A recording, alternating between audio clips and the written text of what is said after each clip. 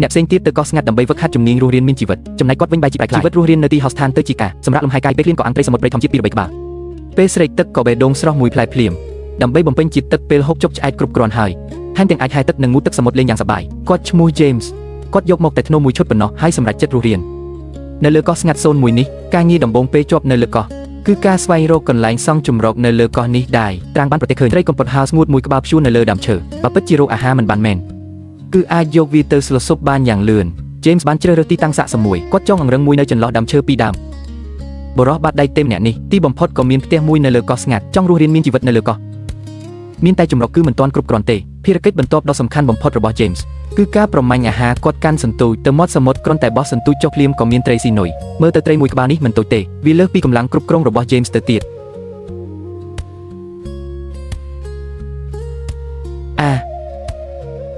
តទេបន្ទាប់មក James បានសាកល្បងជាច្រើនដងទៀតគាត់ស្ទូចតាំងពីព្រឹករហូតដល់យប់ប៉ុន្តែមិនបានសំបីតែមួយក្បាលយប់នេះមានតែផឹកទឹកចំអែតពុះប៉ុណ្ណោះចំពេលនោះមេឃក៏ធ្លាក់ភ្លៀងសំឡេងដំណក់ភ្លៀងធ្លាក់លើតង់កៅស៊ូខ្លាំងណាស់ James គេងមិនលក់រហូតដល់ភ្លឺ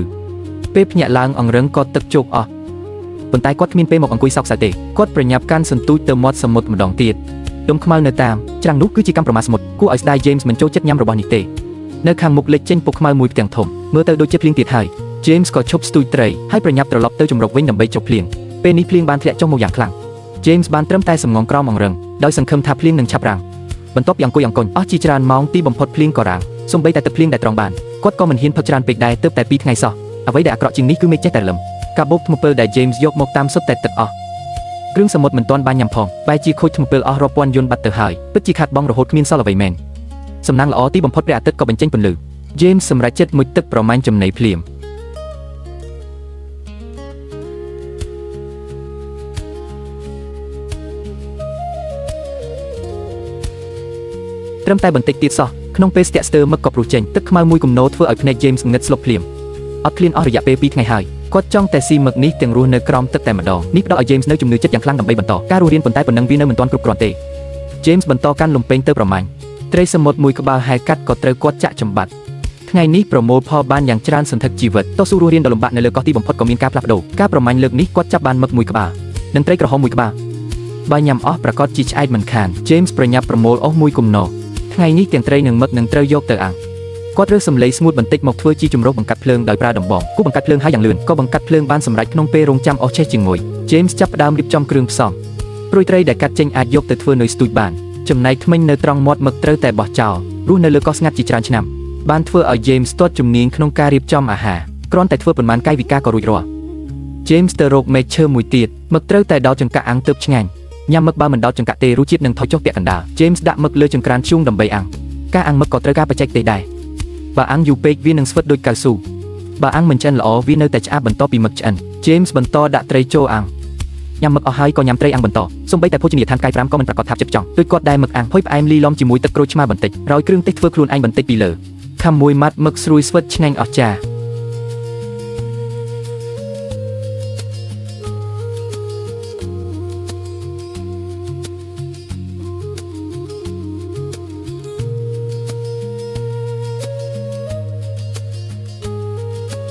3ក្បាលដឹងនិយាយថាម៉េចទេខ្ញុំទើបតែអាយុ23ឆ្នាំជាមួយនឹងស្ថានភាពបែបនេះតើខ្ញុំអាចរស់ដល់អាយុ24ឆ្នាំដែរឬទេខ្ញុំក៏មិនដឹងដែរមឹកមានភាពស្វិតឆ្ងាញ់ណាស់ James និយាយថាត្រីអាំងគឺជាមុខម្ហូបគ្រឿងសមុទ្រដែលគាត់ចូលចិត្តបំផុតញ៉ាំមឹកអស់ត្រីអាំងក៏ឆ្អិនល្មម James ប្រើកាំបិតកោសស្បែកដែលខ្លោចខាងក្រៅចេញខាងក្នុងគឺជាសាច់ត្រីស្ផុយមានទឹកដមគ្រាន់តែមើលក៏គួរឲ្យស្រក់ទឹកមាត់ទៅហើយរឹតតែឆ្ងាញ់ពេលញ៉ាំជាមួយទឹកក្រូចឆ្មានិងគ្រឿងទេសទើបតែញ៉ាំមិនទាន់អស់កន្លះក្បាលផង James ក៏មានអារម្មណ៍ថាឆ្អែតបាត់ទៅហើយគាត់អង្គុយនៅមាត់សមុទ្រស្ទូចត្រីស្ទូចអស់ប៉ុន្មានម៉ោងនៅតែមិនបានអ្វីសោះញ៉ាំអាហារពេលល្ងាចរួចតាំងពីព្រលឹមអង្គុយនៅមាត់សមុទ្រមានអារម្មណ៍ថាអផ្សុកខ្លាំងណាស់ពិតមែនហើយឲ្យតែញ៉ាំឆ្អែតគឺចាប់ផ្ដើមមានរឿងសាំញ៉ាំច្រើនពេលឃ្លានគិតតែពីរឿងរកម្ហូប James គ្រោងថាថ្ងៃស្អែកនឹងទៅរុករកតំបន់ផ្សេងទៀតនៅលើកោះព្រឹកព្រលឹមថ្ងៃទី3 James យកធ្នូទៅប្រមាញ់គាត់បដូរទីតាំងបោះជំរំមកនៅក្រោមដើមឈើធំនេះវិញឆ្នេរសមុទ្រនៅទីនេះធំទូលាយណាស់តំបន់ថ្មនៅទឹកទន្លេស័ក្តិសមបំផុតសម្រាប់រើសគ្រឿងសមុទ្រពេលទឹកនេះថ្ងៃនេះ James មានបំណងប្រើធ្នូដើម្បីប្រមាញ់ចំណីគាត់កាន់ធ្នូទៅតំបន់ថ្មដើម្បីស្វែងរកគោលដៅនៅតំបន់ទឹកទន្លេមានត្រីឆ្លាមជាច្រើនព្រួយខ្មៅតែមិនទាន់បានតម្រង់បាញ់ផងត្រីឆ្លាមក៏ហែកបាត់ទៅហើយ James ត្រឡប់មកឆ្នេរវិញដើម្បីបន្តការសាកល្បងប្រមាញ់គ្រាន់តែព្រួញប៉ះផ្ទៃទឹកភ្លាមត្រីឆ្លាមក៏ហែកចេញទៅខ្វះតែបន្តិចទៀតសោះគឺត្រូវហើយ James មិនបោះបង់ទេហើយក៏បន្តសាកល្បងជាលើកទី2 មិននឹកស្មានថានៅតែខ្វះបន្តិចទៀត James គិតថាទីតាំងរបស់ខ្លួនមិនទាន់ខ្ពស់គ្រប់គ្រាន់ទើបធ្វើឲ្យមុំសង្កេតត្រីឆ្លាមមានការលំអៀងគាត់ឡើងទៅលើផ្ទាំងថ្មដើម្បីសង្កេតមើលត្រីឆ្លាមក្នុងទឹក James កាន់ធ្នូរង់ចាំដោយអត់ធ្មត់ប៉ុន្តែមិនមានត្រីឆ្លាមណាមួយហែមកទេគាត់ត្រឡប់មកឆ្នេរវិញដើម្បីបន្តរង់ចាំត្រីឆ្លាមហែមកជិត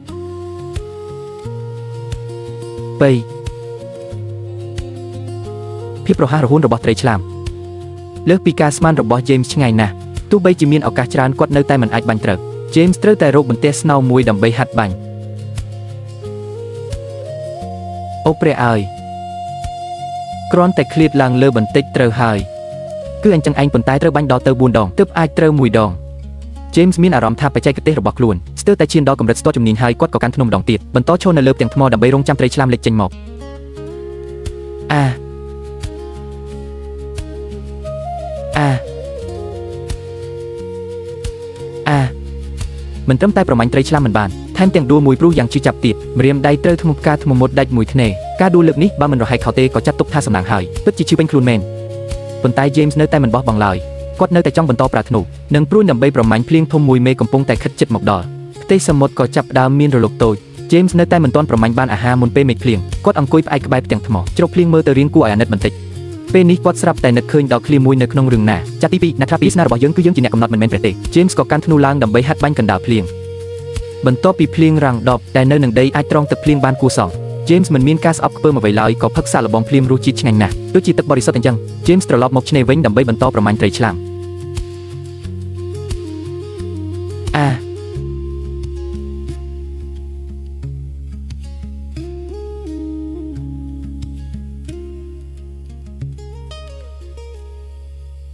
ពិតជាក្មេងខ្ចីមែនគឺត្រូវតែហ្វឹកហាត់បន្ថែមទៀត James ក៏ដឹងខ្លួនថាការប្រើធ្នូដើម្បីប្រមាញ់ត្រីគឺជារឿងដ៏លំបាកមួយគាត់អង្គុយនៅក្រោមគល់ឈើឃើញត្រីឆ្លាមជាច្រើនហែចុះឡើងនៅក្បែរច្រាំងប៉ុន្តែការរង់ចាំបែបនេះក៏មិនមែនជាវិធីល្អដែរបើប្រមាញ់អាហារមិនបានទេយប់នេះមានតែផឹកទឹកទ្រាំអត់ឃ្លានហើយគាត់ក៏កាន់ធ្នូម្ដងទៀតឈរនៅលើផ្ទាំងថ្មរង់ចាំចំណីលេចចេញមក James ទីនធ្នូតម្រង់ទៅរកត្រីក្រហមមួយក្បាល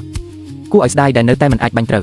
វទីបំផុត James សម្រេចចិត្តបោះបង់ការប្រមាញ់ដោយធ្នូថ្ងៃនេះមិនត្រឹមតែមិនអាចប្រមាញ់បានត្រីមួយក្បាលសោះតែថែមទាំងត្រូវកម្ដៅថ្ងៃខ្លោចពេញខ្លួនទៀតរហូតដល់យប់មិនដឹងជាគាត់ទៅរកមឹកមួយក្បាលពីណាមកទេប្រហែលជាដោយសារឃ្លានទ្រាំលេងបានក៏ត្រូវអាំងមឹកមួយចង្កាក់ញ៉ាំសិនហើយក៏ចូលដេកទៅព្រឹកព្រលឹមថ្ងៃទី4 James បានយកធ្នូចេញមកក្រៅម្ដងទៀតគាត់មានបំណងទៅតំបន់ដែលឆ្ងាយជាងនេះដើម្បីប្រមាញ់ត្រី James ឈរនៅលើច្រាំងថ្មចោតទាញធ្នូបំរុងនឹងបាញ់ទាំងព្រះអាទិត្យប៉ុន្តែគិតទៅគិតមកក៏ជប់ទៅទោះយ៉ាងណាគាត់មិនមែនជាហៅយីហៅយាយឯណាឈរពីលើទីខ្ពស់សង្កេតមើលគាត់ឃើញត្រីឆ្លាមនៅតំបន់ទឹករាក់កំពុងតែរកចំណី James ក៏មានបំណងចង់ប្រមាញ់ត្រីឆ្លាមគាត់កាន់ធ្នូត្រឡប់មកផ្ទាំងថ្មដែលគាត់បានដួលកាលពីម្សិលមិញវិញ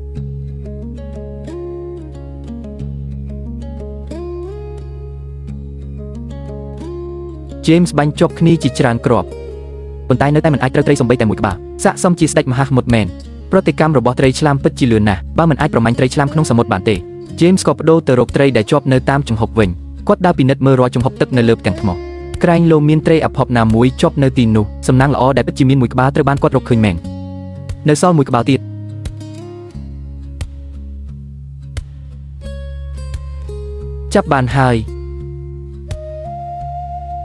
យចំណាយពេលយូរណាស់យេអូ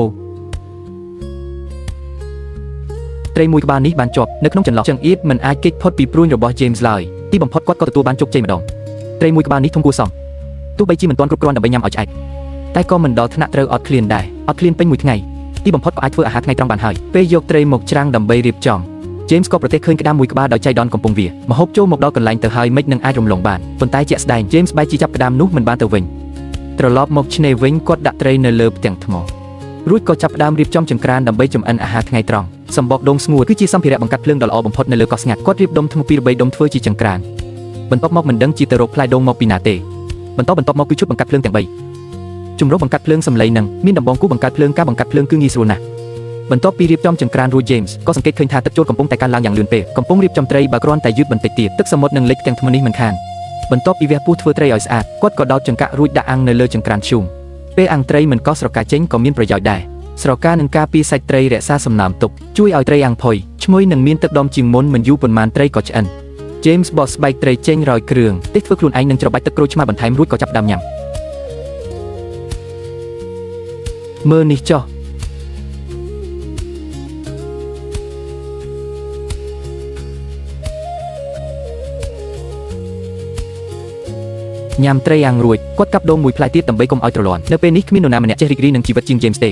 ថ្ងៃទី5នៃការជាប់នៅលើកោះគ្រាន់តែភ្ញាក់ពីគេងភ្លាម James ក៏លោតចូលទៅក្នុងអាងទឹកក្នុងរូងភ្នំគាត់លើកផ្ទាំងថ្មនៅក្រោមទឹកដើម្បីវឹកហាត់កម្លាំងកាយបាត់ទឹកខ្មៅងឹតគ្រាន់តែមើលក៏ព្រឺសម្បូរដែរប៉ុន្តែ James មិនមានអារម្មណ៍ថាភ័យខ្លាចអ្វីឡើយហើយទឹករួចស្មារតីក៏ស្រស់ស្រាយជាងមុនត្រឡប់មកជំរុំវិញ James ក៏យកធ្នូដែលធ្វើឲ្យគាត់អស់សង្ឃឹមនោះចេញមកគាត់ក៏ទៅមាត់សមុទ្រប្រមាញ់ម្ដងទៀតហើយបាញ់ចេញនៅព្រួញដែលពោពេញដោយភាពអស់សង្ឃឹមមឹកជាច្រើនលេចឡើងនៅតំបន់ទឹករាក់ James ចង់ប្រមាញ់ពីរបីក្បាលធ្វើជាអាហារពេលល្ងាច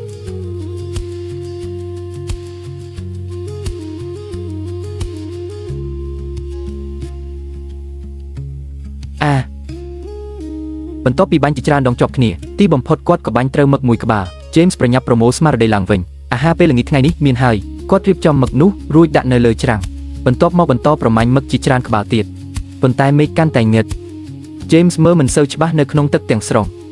គាត់សម្រេចចិត្តសាកល្បងសំណាងដោយការបាញ់ដោយចៃដន្យគាត់បាញ់ព្រួញតម្រង់ទៅលើមេឃពេលធ្លាក់ចុះមកមានភាគរយខ្ពស់ដែលអាចនឹងត្រូវមឹកនៅក្រោមទឹកលេងធុញហើយ James ចាប់ផ្ដើមរៀបចំអាហារពេលល្ងាចមឹកត្រូវបានលាងសម្អាតក្នុងទឹកសមុទ្រ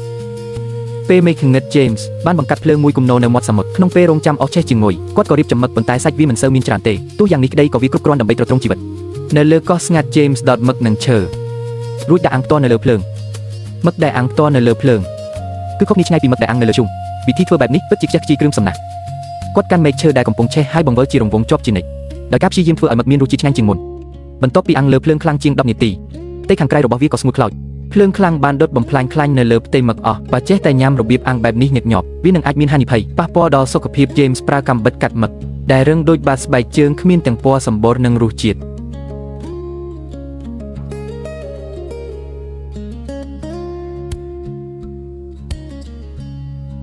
ថ្ងៃទី5នៃការជាប់នៅលើកោះ James ភ្ញាក់ពីគេងហើយឃើញថាទឹកសមុទ្របានចូលឡើងដល់ក្រោមអង្រឹងទៅហើយសំណាងល្អដែលវាមិនទាន់ប៉ះពាល់ដល់គាត់បន្ទាប់ពីភ្ញាក់ពីគេងគាត់ចូលទៅក្នុងកោះលុបលាងមុខមាត់ថ្ងៃថ្មីក៏បានចាប់ផ្ដើមជាផ្លូវការរួចត្រឡប់មកជំរុំវិញ James បានបដូរទីតាំងជំរុំទៅកន្លែងផ្សេងទៀតកន្លែងនេះស្ងួតជាងប្រហែលជាលែងលិចទឹកទៀតហើយ James បន្តកាន់ធ្នូដើរទៅប្រមាញ់គាត់រើសបានធុងប្លាស្ទិកពណ៌ក្រហមមួយនៅមាត់សមុទ្រវាអាចយកមកប្រើសម្រាប់ត្រងទឹកភ្លៀងបានការប្រមាញ់សត្វដោយប្រើធ្នូនិងព្រួញតែងតែជាបំណងប្រាថ្នារបស់ James បន្ទាប់ពីវឹកហាត់យ៉ាងលំបាកអស់រយៈពេលជាយូរមកជំនាញរបស់គាត់បានឈានដល់កម្រិតបាញ់100ដងត្រូវ100ដងគាត់ឈរនៅលើច្រាំងថ្មចោតសម្លឹងមើលគោនៅក្នុងទឹកពិតជាបាញ់មួយព្រួញត្រូវភ្លាមមែន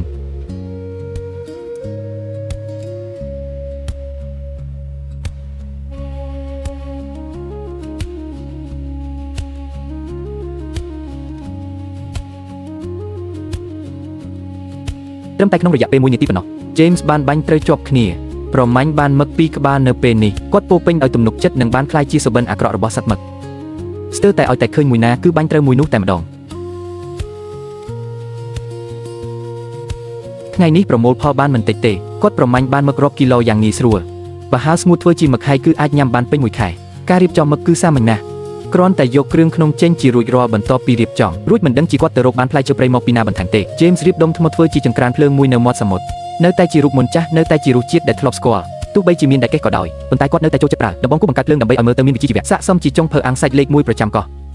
រាល់ពេលចម្អិនអាហារ James តែងតែដុតធ្យូងមួយគំនរទុកជាមុនរងចាំតតែធ្យូងក្រហមល្អគាត់ដោតមឹកនឹងឈើរួចយកទៅអាំងគ្រឿងផ្សំកម្រិតខ្ពស់ជាទូទៅត្រូវការត្រឹមតែវិធីចម្អិនសាមញ្ញប៉ុណ្ណោះក៏អាចរក្សាបាននូវរសជាតិដើមទាំងស្រុង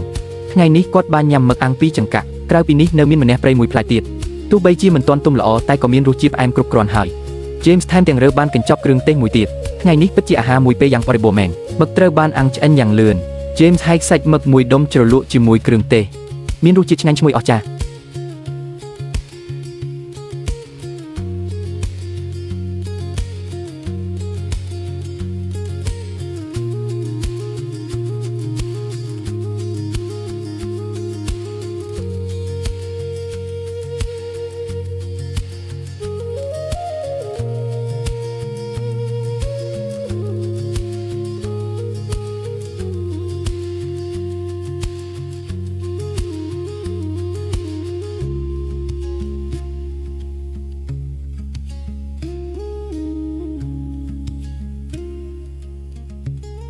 បន្ទាប់ពីញ៉ាំឆ្អែត James បានយកកាំភ្លើងបាញ់លំពែងមួយចេញមករៀបចំមុជទឹកដើម្បីប្រមាញ់ចំណីកាំភ្លើងបាញ់លំពែងនេះអាចប្រមាញ់ត្រីឆ្លាមបានយ៉ាងងាយប៉ុន្តែត្រីឆ្លាមមិនមែនជាគោលដៅរបស់ James ទេ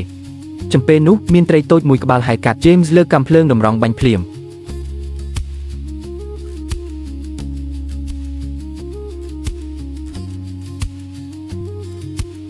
ការប្រមាញ់ដោយប្រើកាំភ្លើងបាញ់លំពែងពិតជាងាយស្រួលមែននេះគឺជាត្រីចាប់មួយក្បាលដែលមានទម្ងន់ប្រហែល1គីឡូក្រាមត្រីប្រភេទនេះមានរសជាតិឆ្ងាញ់ណាស់បើសិនជាមានលក្ខខណ្ឌគ្រប់គ្រាន់យកទៅចំហុយឬគឺពិតជាអស្ចារ្យ ប៉ុន្តែដោយសារទីនេះជាកោះស្ងាត់ James សម្រាប់ចិត្តធ្វើញោមសាច់ត្រីឆៅ sashimi គាត់ប្រើក្រូចឆ្មានិងគ្រឿងទេសដើម្បីប្រឡាក់សាច់ត្រីប្រភេទនេះមានឆ្អឹងតូចច្រើនណាស់ដូច្នេះពេលរៀបចំត្រូវមានការប្រុងប្រយ័ត្នខ្ពស់ James ប្រើកាំបិតចាំងយកតែសាច់ត្រីចំណែកឆ្អឹងត្រីដែលនៅសល់គាត់មានបំណងយកទៅធ្វើជានុយតាក់ទាញត្រីឆ្លាម James បោះស្បែកត្រីចេញរហូតដល់ស្អាតរួចហាន់សាច់ជាចំណិតតូចលាងសម្អាតសាច់ត្រីដោយទឹកសមុទ្របន្ទាប់មកហាន់ក្រូចឆ្មាព្រៃ2 3ចំណិតច្របាច់ទឹកក្រូចឆ្មាដើម្បីប្រឡាក់សាច់ត្រីជាការពិតណាស់មិនអាចខ្វះគ្រឿងទេសដែលធ្វើខ្លួនឯងបានទេគ្រាន់តែប្រឡាក់ទុកជាង10នាទីគឺរួចរាល់ហើយក្នុងពេលរងចាំសាច់ត្រីចូលជាតិ James បោះឆ្អឹងត្រីទៅលើច្រាំងដើម្បីតាក់ទាញត្រីឆ្លាមក្លិនឆ្អាបរបស់ត្រីបានតាក់ទាញត្រីឆ្លាមមកយ៉ាងលឿន James កាន់ធ្នូចូលរងចាំឲ្យត្រីឆ្លាមចូលមកជិតត្រីឆ្លាមព្រួយខ្មៅទោះបីជាស៊ីណាស់តែវាក៏មិនល្ងងដែរពួកវាចេះតែហែក្រឡឹងចុះក្រឡឹងឡើងនៅខាងមុខមិនហ៊ានចូលមកជិតទេរងចាំយូរពេកចង់តែបោះបង់ទៅហើយទីបំផុតក៏មានមួយក្បាលដែលទ្រាំលែងបាន James ក៏បាញ់ត្រូវវាតែគាត់សម្រេចចិត្តលែងវាចូលសមុទ្រវិញរងចាំយូរហើយនៅតែមិនមានការវិវត្តអ្វីបន្ថែមទៀត James ក៏ត្រូវញ៉ាំញោមសាច់ត្រីឆៅបន្តិចដើម្បីកាត់ឃ្លានសាច់ត្រីត្រូវបានទឹកក្រូចឆ្មាធ្វើឲ្យឆ្អិនទាំងស្រុងពេលញ៉ាំទៅគឺស្វិតស្រួយឆ្ងាញ់ណាស់សាច់ត្រីមានរសជាតិជូរផ្អែមល្មម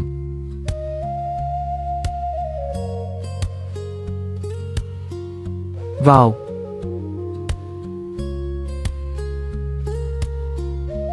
ពិតជាឆ្ងាញ់មែនឆ្ងាញ់ខ្លាំងណាស់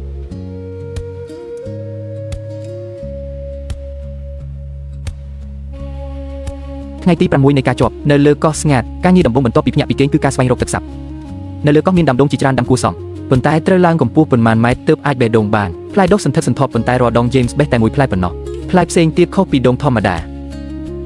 ទឹកមានរសជាតិផ្អែមស្រទន់នាំមកនូវរសជាតិពិសេសប្រចាំកោះផឹកច្រើនប៉ុណ្ណាក៏មិនខ្លាចឈឺពោះដែរបន្ទាប់ពីញ៉ាំអាហារពេលព្រឹករួច James រើបានច្រាស់ដុសធ្មេញចាស់មួយនៅលើច្រាំងប៉ុន្តែវាមិនមែនសម្រាប់យកមកដុសធ្មេញទេ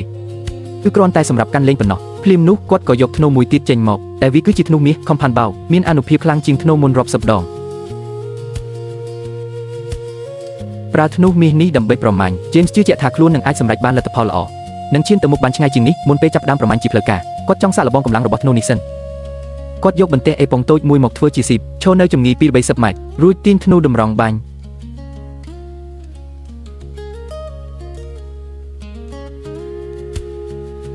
ត្រូវបាត់មិននឹកស្មានថាធ្នូនេះច្បាស់ដល់ថ្នាក់នេះសោះបើសិនជាបន្ទះអេប៉ុងនោះជាត្រីមួយក្បាលច្បាស់ជាប្រមាញ់បានសម្រេចបាត់ទៅហើយ James ឈរនៅលើច្រាំងរងចាំគោដែលលេចចេញមក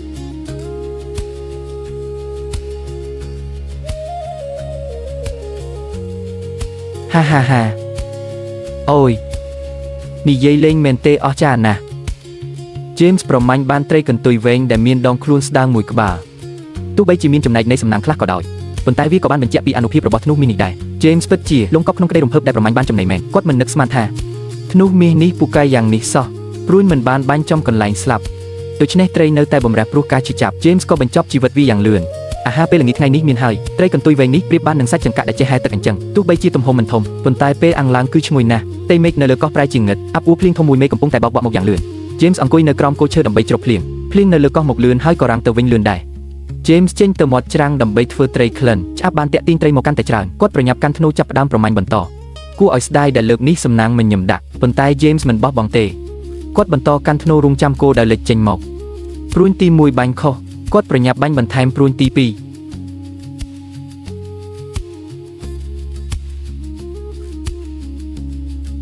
អីគេនឹងអូបានហើយ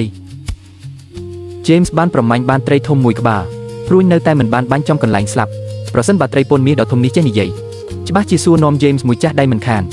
James រៀបរាប់ពីស្ថានភាពអំបញ្ញមិញនេះត្រីមួយហ្វូងសុទ្ធតែហែកាត់ទីនេះមានតែអាភ័ព្វមួយនេះទេដែលត្រូវបានបាញ់ត្រូវត្រីមួយក្បាលនេះក៏បានដោះស្រាយបញ្ហាទាន់ពេលខ្វះខាតអាហារសម្រាប់ពេលល្ងាចនេះចំពេលដែលកំពុងត្រូវការត្រីនោះជឿចាប់រហូតដល់ហាមាត់ដូចជាកំពុងតែជិលប្រតិចបន្ទាប់ពីរៀបចំធ្វើរួចរាល់ James ចាប់ផ្ដើមបង្កាត់ភ្លើងរៀបចំអាហារពេលល្ងាចមួយរយៈនេះមានភ្លៀងធ្លាក់ជាបន្តបន្ទាប់ធ្វើឲ្យពិបាករកអស់ស្ងួតណាស់ James ត្រូវតែយកដៃកេះចេញមកបង្កាត់ភ្លើងក្នុងពេលរងចាំឈូងក្រហមគាត់ពុះត្រីកន្ទុយវែងជា2ត្រីតូចប៉ុណ្ណឹងចាំបាច់ត្រូវពុះជា2ដែរឬអត់ James ចាំងយកសាច់ត្រីចេញទាំងអស់ចំណែកឆ្អឹងត្រីដែលនៅសល់ក៏ត្រូវបានលាងសម្អាតផងដែរឈូងបានឆេះក្រហមល្មម James ដំឡើងចង្ក្រានអាំងតូចមួយបន្ថែមទៀតគាត់រើសបានសម្បកខ្យងយក្សដ៏ស្រស់ស្អាតមួយនៅលើឆ្នេរសមុទ្រមានបំណងយកវាធ្វើជាចានលាងសម្អាតរួចយកមកប្រើសម្រាប់ចម្អិនអាហារក៏ងាយស្រួលដែរ James ដោតសាច់ត្រីនិងឈើរួចដាក់លើចង្ក្រានអាំងអាហារពេលល្ងាចថ្ងៃនេះពិតជាសាមញ្ញណាស់សាច់ត្រីទាំងអស់កំពុងត្រូវបានអាំង James ចាប់ផ្ដើមលាយគ្រឿងទេសក្រោមសីតុណ្ហភាពនៃឈូងក្រហមសាច់ត្រីក៏ចាប់ផ្ដើមភីក្លិនឈ្ងុយគួរឲ្យចង់ញ៉ាំត្រីអាំងលើកនេះគឺទទួលបានជោគជ័យយ៉ាងខ្លាំងចំណិតត្រីប្រៃជាពណ៌លឿងរហូតស្រួយឈ្ងុយអស្ចារ្យមើលទៅជំនាញអាំងរបស់ James កាន់តែរីកចម្រើនហើយគាត់ចាប់សាច់ត្រីមួយដុំដាក់ចូលក្នុងចាននៅលើឆ្អឹងនៅមានចុកសាច់ច្រើនគួរសមដល់ពេលត្រូវរីករាយជាមួយអាហារពេលល្ងាចហើយ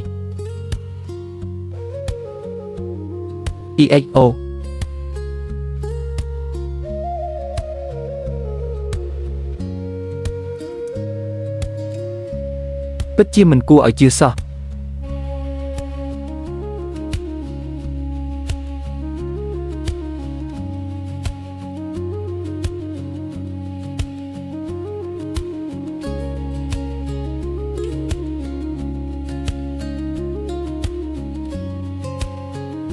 យកអូ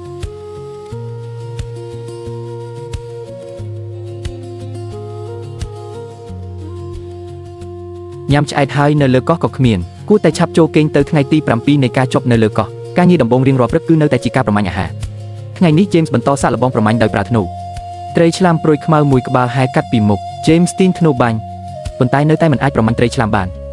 មើលទៅប្រតិកម្មរបស់ត្រីឆ្លាមនៅតែលឿនពេកមិនត្រឹមតែប្រមាញ់ត្រីឆ្លាមមិនបានសូម្បីតែត្រីក៏រត់បាត់ដែរថ្ងៃនេះសំណាងរបស់ James ពិតជាមិនល្អមែនបរាជ័យជាបន្តបន្ទាប់3ដង7ដងធ្វើឲ្យគាត់ចាប់ផ្ដើមសង្ស័យពីសមត្ថភាពរបស់ខ្លួនឯងអារម្មណ៍បរាជ័យបានវិលត្រឡប់មកវិញម្ដងទៀតប្រសិនបើនៅតែបន្តបែបនេះយប់នេះច្បាស់ជាពិបាករកអ្វីញ៉ាំហើយ James បដូរទៅទីតាំងផ្សេងបន្តរងចាំគោលដៅ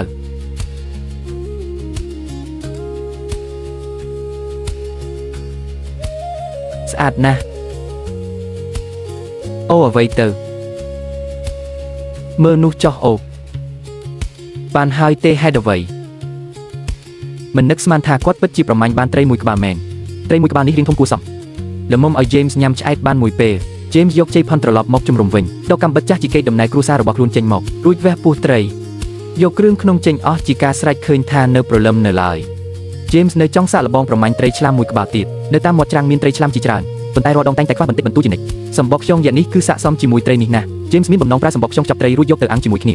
គាត់បង្កាត់ភ្លើងមួយគំនរប៉ុន្តែឈូងពីរស័យមិនសូវក្តៅគ្រប់គ្រាន់ទេបើខ្ចប់ត្រីក្នុងសម្បកខ្យងរួចយកទៅអាំងនោះត្រីនឹងមិនឆ្អិនឡើយដូច្នេះ James សម្រេចចិត្តដាក់ត្រីផ្ទាល់លើឈូងដើម្បីអាំងតែម្ដងនៅពេលដែលត្រីប៉ះផ្ទាល់ជាមួយឈូងស្រកាត្រីមានតួនាទីការពារយ៉ាងសំខាន់មិនត្រឹមតែជួយរក្សាសាច់ត្រីឲ្យស្អាតប៉ុន្តែថែមទាំងជួយឲ្យសាច់ទន់និងមានទឹកដមទៀតផងក្នុងពេលរងចាំត្រីឆ្អិនមិនអាចខ្វះទឹកក្រូចឆ្មាសម្រាប់ជ្រលក់បានទេ James ច្របាច់ទឹកក្រូចឆ្មាចូលក្នុងសម្បកខ្យងរួចបន្ថែមគ្រឿងទេសបន្តិចនិងម្សៅម្ទេសបែបនេះទឹកជ្រលក់បែបកោសស្ងាត់ត្រូវបានបញ្ចប់ពេលនេះត្រីក៏បានឆ្អិនហើយ James ត្រឡប់ត្រីដើម្បីអាំងបន្តក្លិនត្រីអាំងដ៏ឈ្ងុយឆ្ងាញ់សាយភី James បោះស្បែកត្រីដែលខ្លោចចេញខាងក្នុងគឺជាសាច់ត្រីពណ៌ស្ទន់គួរឲ្យទាក់ទាញបំផុតជ្រលក់ជាមួយទឹកជ្រលក់បន្តិចគឺអស្ចារ្យណាស់